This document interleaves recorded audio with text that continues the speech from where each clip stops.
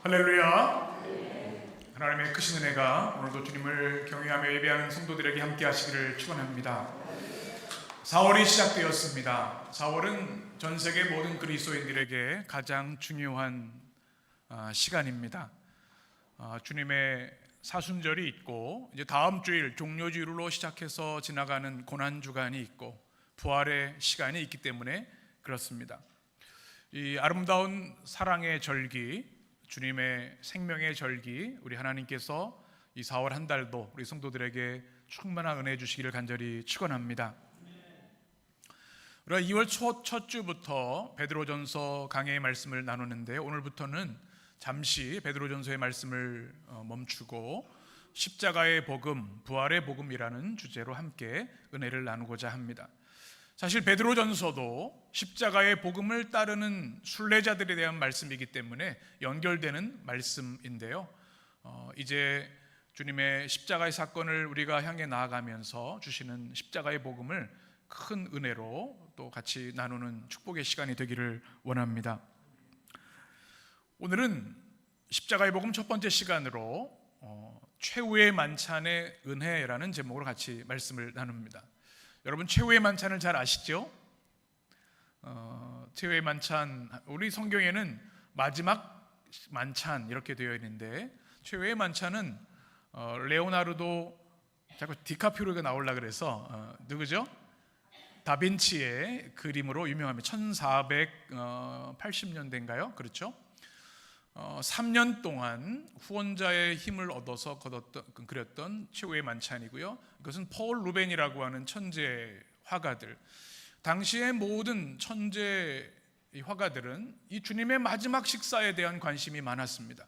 그래서 유명한 화가들의 작품만 모아놔도 30점이 넘을 정도로 많은 관심이 있었습니다. 또 기독교 세계의 천재 신학자들이 가장 관심을 가졌던 것, 왜 예수님께서 십자가를 지시기 전에 이 마지막 식사를 하셨는가, 그리고 이 식사의 내용이 무엇이고 이 식사가에 담긴 복음이 무엇인가에 대한 그런 주제로 씨름했던 것이 최후의 만찬입니다.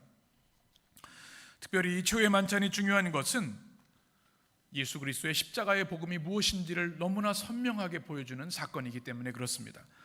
마태복음 26장의 말씀을 우리가 이해하기 위해서 오늘 말씀의 전후 맥락을 좀 알 필요가 있습니다. 우리 자막을 한번 보시면 오늘 말씀 26장의 앞에는 예수님을 죽이려는 모의가 나와 있습니다. 대제사장 서기관들이 예수님을 죽이려고 혈안이 되어 있었습니다.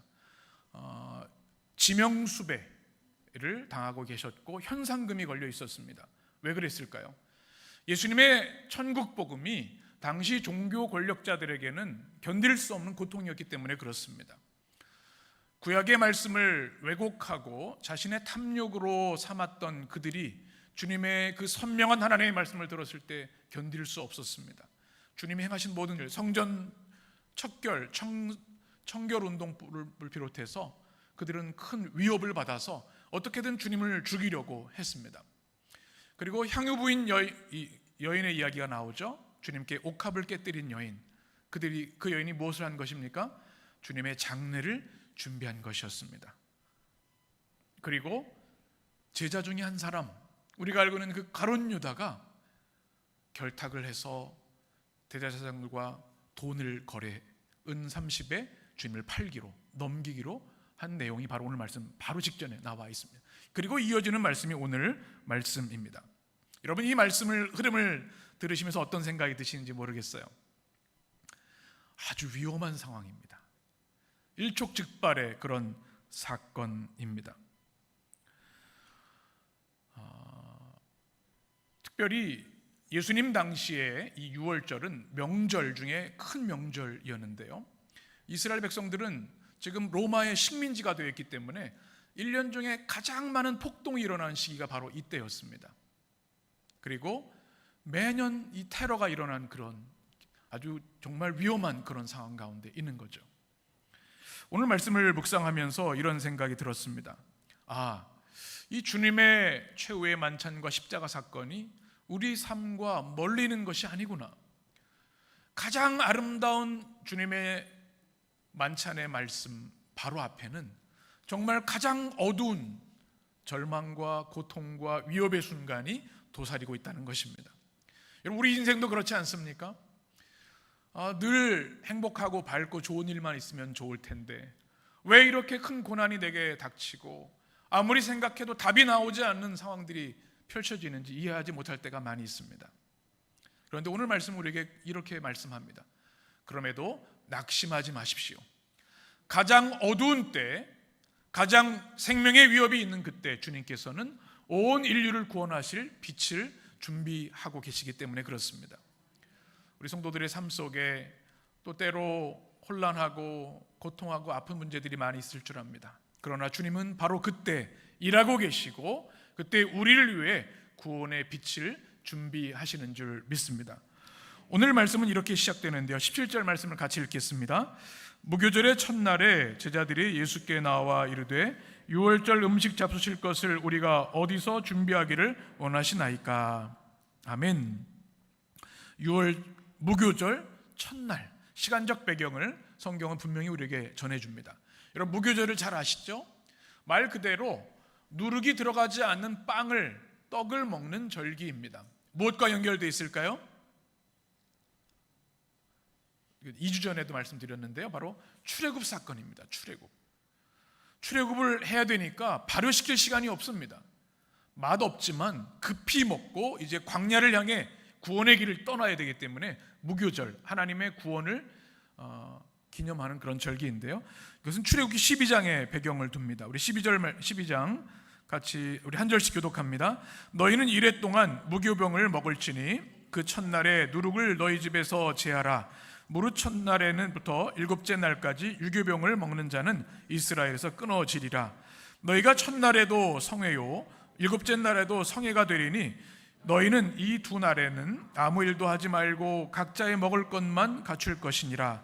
너희는 무교절을 지키라. 이 날에 내가 너희 군대를 애굽 땅에서 인도하여 내었음이라. 그러므로 너희가 영원한 규례로 삼아 대대로 이 날을 지킬지니라. 아멘. 이 사건의 배경은 바로 출애굽 사건입니다. 사진을 한번 보시겠습니까? 우리가 잘 아는 모세의 그 출애굽 사건, 엑소더스를 잘 알고 있습니다. 완악한 애굽 바로는요, 이스라엘 백성들을 노예로 삼고 참혹하게 핍박했습니다. 그래서 이스라엘 백성들은 택함 받은 백성임에도 불구하고 늘 신음과 고통의 소리가 있었습니다. 그것을 들으시고 하나님의 종 모세를 통해 해방하기로 결심하시죠. 그 사건이 바로 출애굽입니다. 그런데 이 사람들이 얼마나 완악한지 주님의 구원 계획에 협력하지 않습니다. 이 바로의 완악함을 깨뜨리기 위해서 주님께서 10가지 재앙을 행하시죠. 그 재앙 사진 한번 보여주시겠습니까? 우리가 잘 알고 있는 10가지 재앙, 마지막 재앙이 뭐예요? 네, 장자의 죽음. 또 성경에 보면 첫 생명의 죽음에 대한 심판을 하십니다. 주님께서 그 땅에 있는 모든 첫 생명들을 심판하시고 죽음으로 심판하시는데요, 그 전에 주님께서 살 수 있는 구원의 방법을 명하신 것이 바로 무교절에 이어지는 유월절 규례입니다. 출애굽기 12장 21절부터 나와 있는데요, 21절을 보면 모세가 이스라엘 모든 장로를 불러서 그들에게 너희는 나가서 너희 가족들이 무엇을 택하여? 어린 양을 택하여 무엇을 잡아요? 많은 어린 양 중에 유월절 어린 양을 잡으라고 말씀하시고, 22절에 보면 우슬추어 묶음으로 그 어린 양의 피를 찍어서 문 인방과 좌우설주에 바르라고 말씀하십니다. 그리고 23절에 보면 이제 10가지 재앙, 마지막 재앙, 장자의 심판이 있을 때 주님의 사자가 모두를 심판하지만 어린 양의 피가 있는 곳은 뛰어넘는다. 그래서 뭐예요? 유월, 그렇죠? 넘을 유, 넘을 월자. 그래서 패스 오버. 어린 양의 피로 생명이 보호받는 하나님의 구원을 받게 될 것이다 말씀하신 겁니다. 사진을 한번 보여주시면 그 당시 내용들을 그림으로 그린 내용들이 있습니다. 어린 양의 피를 이렇게 문에 바릅니다. 많은 이들이, 모든 첫 것들이 죽임을 당했지만 어린 양의 피로 보호받은 성도들은 하나님의 생명을 얻게 되는 구원의 사건, 이것을 기념하는 것이 무교절이고 유월절인 것이죠. 바로 이때는 민족 최고의 명절이었습니다. 하나님이 구원해 주신 날이기 때문에 오늘날의 광복절과 같은 것이죠. 우리나라가 그 속박에서 구원해 주신 얼마나 기쁜 일입니까? 그때 주님이 식사를 하시기라고 준비하고 계시는 겁니다. 17절의 말씀을 보게 되면 이렇게 말씀합니다. 무교절 첫날에 누가요? 제자들이 주님께 나와서 말씀합니다. 주님, 유월절 명절이 되었는데 음식을 어디서 드시겠습니까? 그랬더니 18절에 보면 이렇게 말씀합니다. 우리 18절 같이 읽습니다. 이르시되 성한 아무에게 가서 이르되 선생님 말씀이 내 때가 가까이 왔으니 내 제자들과 함께 유월절을 내 집에서 지키겠다 하시더라 하라. 아멘. 이해가 안 되는 말씀이 두 가지가 있습니다. 지금 주님은 지명수배 중이십니다. 1년에 가득 많은 사람들이 예루살렘 성에 다 모이는데 주님은 어디에 들어가서요? 성 안에 들어가서 라고 주님이 말씀하십니다. 내가 유월절 식사를 성 안에서 해야겠다. 지금 지명수배고 현상금이 걸려 계신데 보통 사람 같으면 숨어서 하거나 다른 곳에서 눈에 띄지 않는 곳에 했을 거예요. 그런데 주님은 그 성 안으로 들어가시고자 합니다. 왜요? 오늘 성경에 보면 내 때가 가까웠으니, 이 때가 카이로스입니다. 하나님의 구원의 사건, 십자가의 그 위대한 대속과 구속의 사건이 가까웠으니 내가 내 생명을 걸고 그 땅으로 간다 말씀하시는 겁니다. 또 한 가지 이해가 안 되는 것이 있습니다. 바로 누군지 모르게 아무에게 가서 주님께서 유월절 식사를 드시겠다고 하니 준비하라고 하는 말씀입니다. 이런 이야기입니다. 추석이 되었습니다. 명절에 우리 가족들이 다 모여서 음식을 먹지 않습니까? 그런데 갑자기 제가 강화도에서 이번에 추석을 할 때니까 우리 이용영 장로님 추석 내가 담임 목사 지킬 수 있도록 방을 준비하시고 음식을 준비하십시오. 그러면은 어떠실까요? 행복해 하실 것 같아요. 제 생각에는. 그런데 여기는 아무에 알지 못하는 사람, 아무개에게 가서 제자들이 얼마나 황당했을까요? 여러분 같으면 어떻게 하시겠습니까? 예수님 주소를 알려주세요. 누군지요? 그 사람이 그거 문전박대하고 난리를 칠 텐데 그게 불가능한 일 아닙니까? 그런데 19절에 보면 이렇게 되어 있습니다. 우리 같이 읽겠습니다. 제자들이 예수께서 시키신 대로 하여 유월절을 준비하였더라. 아멘. 제자들이 믿음이 참 좋죠. 주님께서 다 준비해 놓으셨겠지. 그리고 믿음으로 성내에 들어가서 유월절 식사를 준비합니다. 마가복음에 보면 이 내용이 자세히 기록되어 있습니다. 뭘 지고 가는 사람? 물동이를 지고 가는 사람이 있으면 따라가서 그 집에 들어가서 선생님께서 유월절 식사를 하시고 온다 한다오니 객실을 보여주시오 말하면 큰 다락방을 안내할 것이다. 주님 말씀하십니다.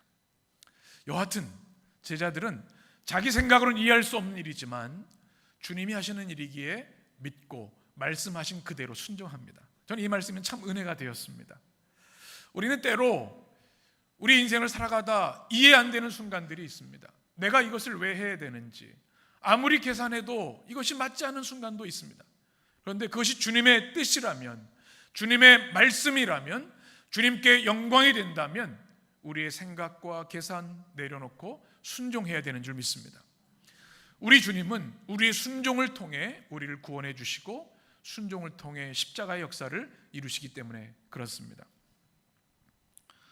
우리 교회가 인간의 계산이 아니라 주님의 말씀에 순종하는 교회, 주의 말씀에 순종하는 성도들이 되시기를 축원합니다.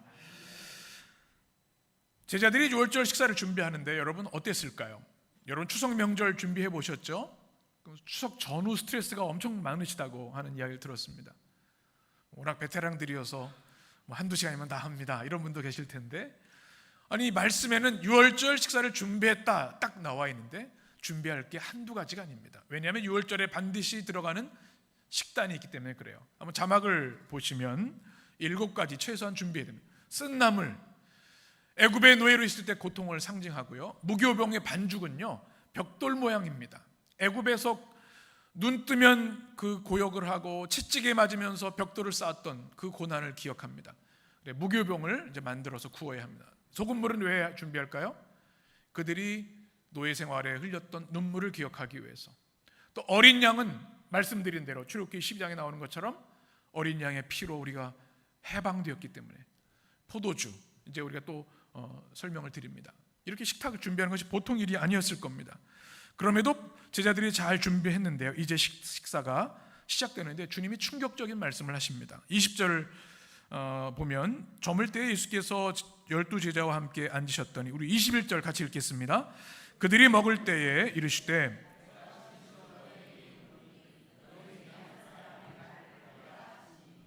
네. 아니, 식사하시는데 주님께서 갑자기 너희 중에 배신자가 있어, 밀고자가 있어, 나를 팔 사람이 있어. 식사 분위기가 어떻게 됐을까요? 명절이 다 돼서 너무 행복한 때인데 너희 중에 나 팔 사람이 있어, 이렇게 말씀하시는 거예요. 분위기가 싹 얼어붙었을 겁니다. 아마 이런 마음들이 들어요. 주님 무슨 말씀입니까? 저희가 부족하긴 하지만 어떻게 주님을 배반하겠습니까? 아니, 도대체 누가 주님을 판단 말입니까? 이런 마음을 가졌을 겁니다.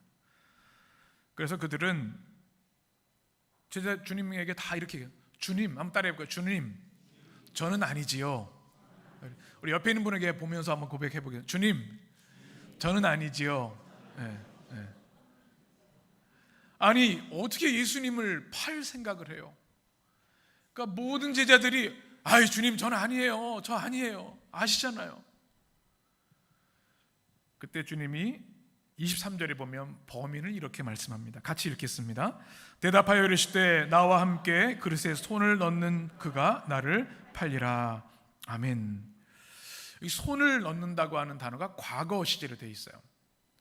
여러분, 사진을 한번 보시면 다빈치의 그림 중에 12제자가 함께 식사하는 최후의 만찬의 장면인데요, 여러분, 누가 범인일까요? 가룟 유다가 어디 있을까요?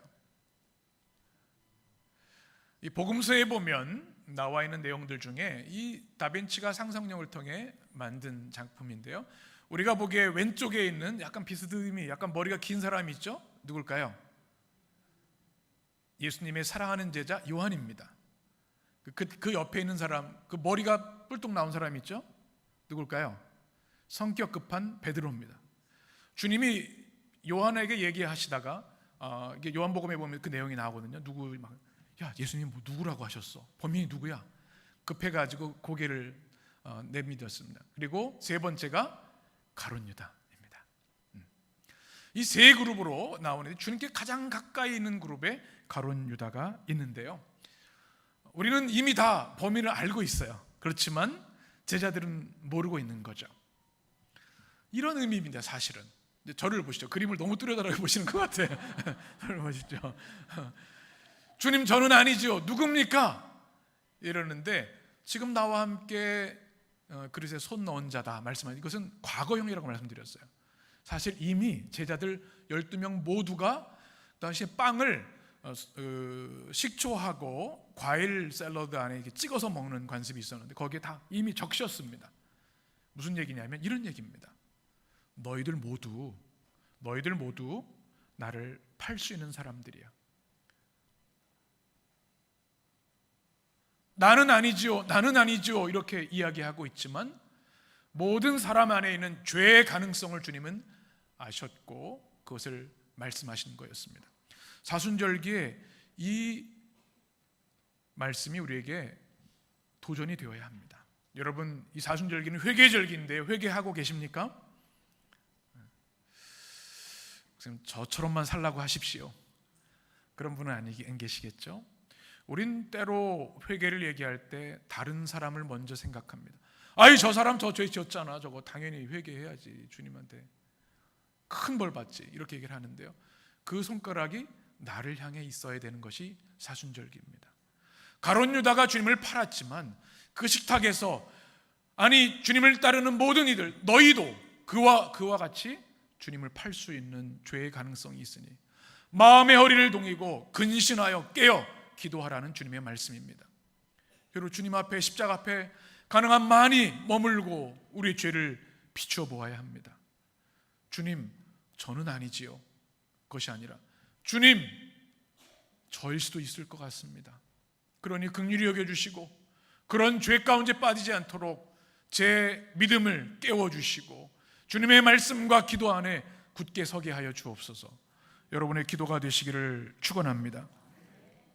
24절 25절에 보면 유다에 대한 이야기가 나옵니다. 24절에 보면 인자가 자기에 대하여 기록된 대로 가거니와 말씀하시고 인자를 파는 그 사람에게 뭐가 있으리라? 화가 있으리라. 주님을 파는 적이 분명한 심판이 있다 말씀하시고요, 그 사람은 차라리 태어나지 말았으면 좋을 것이다. 이것은 그 당시의 속담이었습니다. 인용, 우리가 늘 쓰는 그런 가장 비참한 사람이 될 것이라는 주님의 말씀입니다. 그리고 25절 우리 같이 읽겠습니다. 예수를 파는 유다가 대답하여 이르되 라삐여 나는 아니지요. 대답하시되 내가 말하였도다 하시니라. 아멘. 주님은, 인자는 주님에 대하여 기록한 대로, 구약의 예언대로 그 십자가의 길, 죽음의 길을 갈 것이다. 그런데 나를 파는 자는 화가 있을 것이고 비참한 삶이 될 것이다. 주님은 분명히 엄중하게 경고하십니다. 가룟 유다에게는 많은 기회가 있었습니다. 이미 제사장과 결탁했지만 주님, 사실 제가 이렇게 했습니다. 용서해 주십시오. 그리고 그것을 해지할 수도 있었을 겁니다. 주님 가까이 있었습니다. 그럼에도 그는 그 길을 멈추지 않았습니다. 그리고 유다가 하는 얘기가 이겁니다. 라삐여 나는 아니지요. 제자들과 어떤 차이가 있어요? 주님을 부르는 호칭이 달라졌어요. 제자들은 뭐라고 했죠? 주여 나는 아니지요. 그런데 가룟 유다는 라삐여 나는 아니지요. 주여는 큐리오스라고 하는 단어, 주님, 온 우주의 창조자이시고 나의 주님이심을 고백하는 말인데요, 이 가룟 유다는 주님이 어떻게 나를 아셨지? 내가 팔아넘기를 어떻게 하셨지? 차마 주님이라고 말하지 못하고 라바이 선생님이요 말하고 있는 겁니다. 오늘 말씀을 보면서 유다의 모습을 우리는 비난할 것이 아니라 우리 안에 있는 유다의 모습을 발견할 수 있어야 합니다. 하나님은 우리에게 끊임없이 회개의 기회를 주십니다. 말씀을 통해 주시기도 하고 우리의 삶의 사건들을 통해서 때로 성령의 감동으로 우리가 즉시 돌이켜야 하는 순간들을 분명히 수없이 말씀하십니다.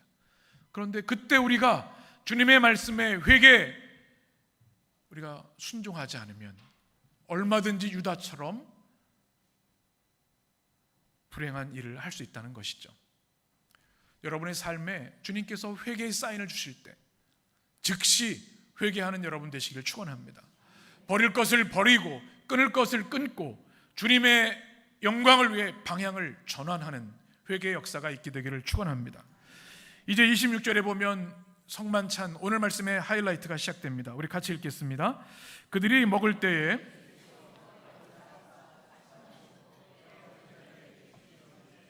받아서 먹으라, 이것은 내 몸이니라 하시고. 아멘. 여러분, 이 말씀 굉장히 익숙하시죠? 오늘 성찬식 때 했던 그대로 이것을 성만찬 제정사라고 얘기를 합니다. 처음에 뭐를 먼저 주셨죠? 떡입니까? 포도주입니까? 네. 우리 성찬 받을 때 무엇을 먼저 받아요? 주님이 십자가에 죽으실 때 먼저 몸이 찢기시고 피를 흘리셨기 때문에 우리가 떡을 먼저 받습니다. 이 분병례라고 합니다. 빵을 나눈다 해서 분병례라고 하는데 네 가지 동사가 핵심 동사입니다. 우리 자막을 보시면 먼저 제가 제정사할 때는 떡을 하나 취하십니다. 이것은 평범한 떡입니다. 그 다음에 뭘 하세요? 축복하십니다. 감사기도라고 얘기도 하고 유카리스트라고도 하는데요, 블레싱합니다. 그래서 이 떡은 구별된 거룩한 떡이 됩니다. 그리고 어떻게 해요? 브레이크입니다. 주님의 몸을 찢으셨기 때문에 이것을 떼어서 나눠줍니다. 나눠드리십니다. 그리고 주시는 충격적인 말씀, 이것이 내 몸이다. 두려운 말씀이죠. 그런데 이 떡을 먹어야 하는 이유가 뭐예요? 주님의 살이, 주님의 떡이 우리에게 생명이고 영생이 되기 때문에 요한복음 6장 35절 말씀 같이 읽겠습니다. 예수께서 이르시되 나는 생명의 떡이니 내게 오는 자는 결코 줄이지 아니할 터이요 나를 믿는 자는 영원히 목마르지 아니하리라. 51절 나는 하늘에서 내려온 살아있는 떡이니 사람이 이 떡을 먹으면 영생하리라. 내가 줄 떡은 곧 세상의 생명을 위한 내 살이니라 하시니라. 아멘. 성찬을 받을 때 우리는 이 믿음으로 받는 것입니다. 케임브리지 대학의 교수였던 크리스토퍼 라이트 박사님은 이것을 이렇게 풀이했습니다. 이 빵이 나다. 나는 부서진 빵이다. 나는 새로운 유월절이다. 나는 새로운 출애굽이다. 나는 너희가 갈망하던 구원이다. 나는 너희를 구원하기 위해 내 생명을 바친다. 이 말씀으로 떡을 나눠주신 겁니다. 그리고 잔을 나눠주시는데요, 27절 28절 보게 되면 우리 같이 읽겠습니다. 또 잔을 가지사 감사하기도 하시고 그들에게 주시며 이르시되 너희가 다 이것을 마시라.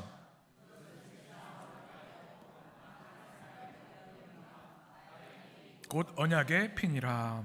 아멘. 여기서 중요한 단어가 나옵니다. 첫 번째는 언약의 피라는 겁니다. 언약의 피. 그냥 피가 아니에요. 언약이라는 단어를 우리가 잘 알고 있는데 카이네스라고 하는 단어로 쓰여져 있습니다. 이것은 불변하는, 끊을 수 없는 하나님과 하나님 믿는 백성 사이의 약속이라는 뜻을 가지고 있습니다. 출애굽기 24장에 보면 이 언약의 피가 무엇인지를 설명해 줍니다. 모세가 피를 가지고 반은 여러 양푼에 담고 반은 어디에 뿌렸어요? 제단에 뿌렸습니다. 그리고 언약서를 가지고 낭독한 다음에 우리 8절을 보시면 모세가 그 피를 첫 번째는 제단에 뿌렸고 그 다음 피는 어디다 뿌려요? 백성들에게. 하나님과 백성 사이에 피를 뿌림으로 언약의 피라. 8절 하반절에 보면 너희와 세우신 뭐예요? 언약의 피니라. 주님이 최후의 만찬에 하셨던 그 똑같은 단어를 여기서 말씀하고 있는 겁니다. 중요한 말씀 11절 같이 읽겠습니다. 하나님이 이스라엘 자손들의 존귀한 자들에게 손을 대지 아니하셨고 그들은 하나님을 뵙고 먹고 마셨더라. 아멘. 여러분, 하나님이 손을 대지 않았다는 건 굉장히 중요한 말씀입니다. 구약 시대에는 하나님을 배운 자는 예외 없이 다 죽음을 당했습니다. 거룩하신 분은 우리가 면전에 뵐 수가 없는 겁니다. 대제사장도 대속죄일에 단 한 번 방울을 달고 어디로 들어가요? 지성소로 들어갑니다. 정결하지 않을 때 죽임을 당할 수 있기 때문에 누구도 못 들어가는 그 자리입니다. 그런데 오늘 이 말씀에서 보면 이 피를 제단에 뿌리고 백성에 뿌리고 언약을 성립하신 후에는 하나님께서 그들에게 손을 대지 않으셨다. 중요한 건 그 다음에 하나님을 뵙고 어떻게 해요? 먹고 마셨다. 이 불가능한 기적이 일어난 겁니다. 이것이 언약의 피의 능력이고요, 예수 그리스도의 피의 능력과 은혜인 것을 우리는 기억해야 합니다. 크리스토퍼 라이트 박사는 이렇게 얘기합니다. 이것은 너희와 나 하나님 사이의 관계를 인치는 희생 제사에서 흘리는 내 언약의 피다. 너희 12사람 그리스도의 제자들, 너희와 나에 대한 믿음을 통해 너희와 연합하게 될 모든 사람, 이것은 예수님을 믿는 모든 성도들을 말하죠. 너희는 새 언약 안에서 사랑의 하나됨을 통해 영원히 내 것이 될 것이다. 내가 너희를 속량하였고 너희는 내 것이기 때문이다. 얼마나 큰 축복입니까? 이 언약의 피가 성찬을 통해 우리에게 주어지시는 것, 얼마나 큰 축복입니까? 성찬을 참여할 때마다 이 언약의 피를 꼭 기억하시기 바랍니다. 또 하나는 죄사함입니다.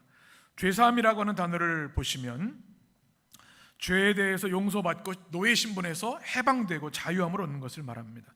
그것은 예레미야 31장의 성취인데요, 33절에 보면 내가 이스라엘 집과 맺을 언약은 이러하니라고 말씀하시면서 하나님 백성에 대해 말씀하시고 34절 같이 읽겠습니다. 내가 그들의 악행을 사하고 다시는 그 죄를 기억하지 아니하리라. 아멘. 이게 얼마나 큰 축복입니까? 이것이 뭐예요? 십자가의 복음이고 주님의 십자가의 은혜, 보혈의 은혜와 능력이 되는 것입니다. 성찬을 참여할 때 우리는 이 은혜를 기억하며 감격하며 받아야 합니다. 안타까운 것은 많은 교회들이 또 이 시대에 교회의 시간 단축이나 또 번거로움을 없애기 위해서 성찬을 잘 베풀지 않습니다. 1년에 한두 번 정도. 그런데 예배학자들은 예수님의 명령 이것을 그 무엇과도 바꿀 수 없다 말씀합니다. 우리는 그래서 첫 주일에 항상 성만찬을 합니다. 이것이 복음의 핵심이고 우리 그리스도인들의 삶의 능력이 되기 때문에 그렇습니다. 요한복음 6장에 보면 주님의 살에 대한 말씀을 이렇게 말씀하십니다. 우리 믿음의 고백으로 같이 읽겠습니다. 예수께서 이르시되 내가 진실로 진실로 너에게 이르노니 인자의 살을 먹지 아니하고 인자의 피를 마시지 아니하면 너희 속에 생명이 없느니라. 내 살을 먹고 내 피를 마시는 자는 영생을 가졌고 마지막 날에 내가 그를 다시 살리리니 내 살은 참된 양식이요 내 피는 참된 음료로다.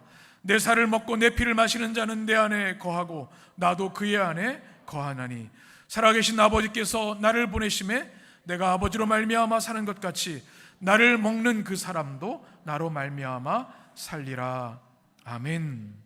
아멘이시죠?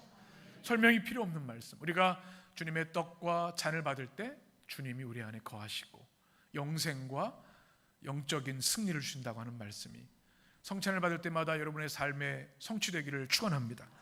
이제 29절 말씀 보게 되면 주님께서 놀라운 말씀을 하십니다. 29절 같이 그러나 너에게 이르노니 내가 포도나무에서 난 것을 이제부터 내 아버지의 나라에서 새 것으로 너희와 함께 마시는 날까지 마시지 아니하리라 하시니라. 아멘. 무슨 말씀입니까?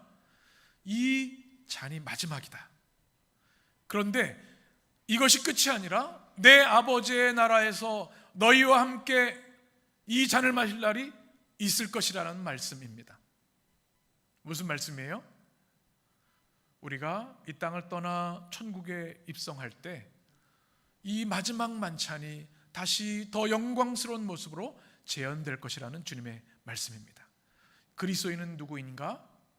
주님의 마지막 식사에 참여하며 영원한 그 식탁을 사모하며 기다리는 성도들인 줄 믿습니다. 우리 주님께서 여러분에게 이 성만찬의 은혜뿐만 아니라 장차 주실 천국의 식탁으로 인해 주님께 영광 돌리는 여러분 되시기를 축원합니다. 초대교회 성도들은 1세기에 너무나 많은 핍박을 받았습니다. 313년 밀라노 칙령이기 전까지 그들은 예수님 믿는 것 하나 때문에 퀴리오스라고 하는 그 믿음의 고백 때문에 화형당하고 짐승의 밥이 되었습니다. 그럼에도 불구하고 그들은 그들의 믿음을 굽히지 않고 끝까지 믿음을 지켰습니다. 어떻게 그럴 수 있었을까요? 만약에 여러분 이 시대에 여러분이 예수 그리스도를 주로 고백하고 믿으면 감옥에 종신형을 당할 것이고 사형당할 것이다 얘기한다면 여러분 주님을 믿으실 수 있겠습니까? 제자들이 어떻게 그런 믿음을 가질 수 있었는가? 거기에는 주님의 식탁의 능력이 있었습니다. 초대교회 성도들은 매번 모일 때마다 꼭 하는 게 있었습니다. 바로 아가페와 유카리스트입니다. 아가페는 풍성한 사랑의 식탁입니다. 예배 전에 일하고 마친 사람들이 먹을 수 있도록 또 가난해서 빵을 먹을 수 없는 사람들이 먹을 수 있는 풍성한 아가페 식사를 나눴습니다. 우리가 애찬 나눌 때 바로 아가페 애찬 얘기하는 그런 이유죠. 그 다음에 오늘 말씀 마태복음 20장의 말씀 그대로 성만찬 제정사를 합니다. 이 떡을 나눕니다. 이 떡은 주님의 몸입니다. 이 잔은 죄사함을 얻게 하려고 많은 사람을 위해 흘린 나의 피, 곧 언약의 피이니 이 잔을 먹으라. 2000년 역사에 환난받고 고난받는 성도들은 이 주님의 식탁을 잃어버리지 않았고 오늘 우리에게까지 전해지게 된 것이죠. 죽음을 불사하고 믿음을 지킬 수 있던 능력이 바로 십자가 능력이 담겨있는 최후의 만찬의 식탁이었던 겁니다. 이제 토요일 날 우리는 해림 영성 여행을 출발합니다. 사진을 보여주시면 양화진 외국인 선교사 묘원, 그리스도인들이라면 꼭 한번 가서 기도해야 할 그런 장소입니다. 여기에 보면 많은 선교사들이 있는데 특별히 우리 아펜젤로 선교사를 기억하시죠? 우리 최초의 감리교 선교사, 감리교인들이라면 꼭 알아야 되는 배제학당 또 정동교회 최초의 개신교회를 세운 아펜젤로 선교사님이 있습니다. 또 베델이라고 대한매일신보를 창간해서 조선의 독립을 위해 같이 싸웠던 선교사님, 하디선 교사는 토론토 의대를 졸업한 의사였는데 많은 환자들을 치료한 사람이고 최초의 한국 신학교 제목교인 감리교신학대학교 교수로 일을 하기도 했습니다. 또 캠벨은 배화학당 종교교회를 설립을 했습니다. 로제타 홀은 46년 동안 남편이 닥터 홀이라고 하죠. 병을 고치다가 순교했는데 그 뒤를 이어서 조선 땅을 떠나지 않고 3대가 치료하는 의사였습니다. 또 우리가 알고 있는 이화학당, 이화여자대학교 다 우리 감리교의 그런 희생의 선교의 열매들입니다. 왜 이분들이 그들의 안락한 삶을 포기하고 미지의 나라 조선에 와서 자신의 생명을 3대 4대에 걸쳐서 주의 복음을 전했을까요? 바로 그들의 심장에 예수 그리스도의 십자가가 새겨져 있기 때문에 그런 줄 믿습니다. 사나 죽으나 우리의 인생 120년 짧고 아침하게 같이 지나갈 것이지만 영원한 주님의 나라와 주님이 약속하신 주님의 식탁이 있기에 주님의 살과 주님의 보혈을 누리고 구원과 영생을 사는 백성들이기에 그 삶을 주님께 산제물로 드릴 수 있었는 줄 믿습니다.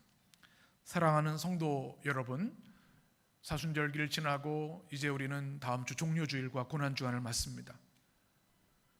주님이 최후의 만찬을 통해 주신 이 놀라운 복음의 비밀을 마음에 새기셔서 우리를 위해 물과 피를 쏟으시고 희생하신 그 주님의 영광을 위해 사나 죽으나 주님의 것이 오니 주의 나라와 복음과 교회를 위해 헌신하는 주의 백성들 되시기를 축원합니다.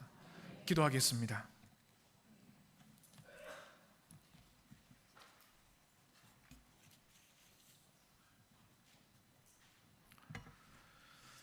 생명의 주님, 저희들에게 언약의 피를 주셔서 유월절 어린 양 피가 있는 곳에 그 보혈의 피로, 어린 양의 피로 생명이 보호받은 것처럼 완전한 유월절 어린 양 예수 그리스도께서 십자가의 피 흘리심으로 그 보혈의 능력을 믿고 의지하는 모든 자에게 생명으로 어린 양의 피로 보호하여 주시는 구원과 영생과 천국의 승리를 주신 것을 감사하며 찬양을 올려드립니다. 이 사순절기 선명한 예수 그리스도의 십자가의 복음이 우리의 심령에 다시 살아 움직이게 하시고 그 보혈의 은혜로 우리가 구원과 영생을 얻었으니 주의 나라를 위해 헌신하는 축복의 삶을 살게 하여 주옵소서. 특별히 주님의 성찬을 소중하게 여기게 하시고 성찬을 받을 때마다 주님의 말씀이 우리의 귓가에, 우리의 심장에 새겨지게 하시고 그 떡과 잔을 받음으로 주의 임재와 영광과 능력이 우리 가운데 임함을 인하여 찬양과 경배를 올리며 주님 주신 성찬의 능력으로 복음의 삶을 살아가는 주의 백성 되게 하여 주옵소서. 예수님의 이름으로 기도합니다. 아멘.